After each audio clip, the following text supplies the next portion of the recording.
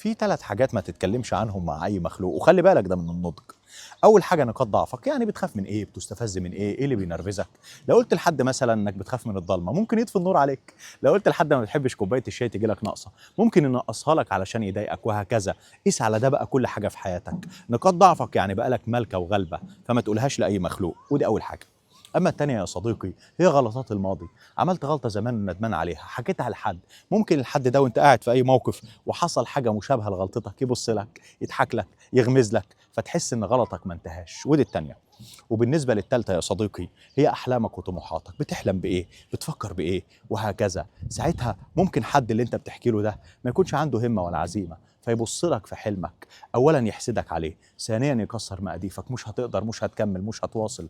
فما تحكيش عن احلامك وطموحاتك لاي مخلوق غير لما تخلص وتتم وتحس انك انت لامسها بايديك، وربنا يوفقك في كل اللي جاي. يبقى نقاط ضعفك، غلطات الماضي، واحلامك وطموحاتك. واخيرا، لو فيديوهاتي اوقات بتظهر لك واوقات لا، فانا اسمي احمد ايمن، دور عليا لو جيت على بالك، ويشرفني تتابعني ونتلاقى في الجايات. سلام عليكم.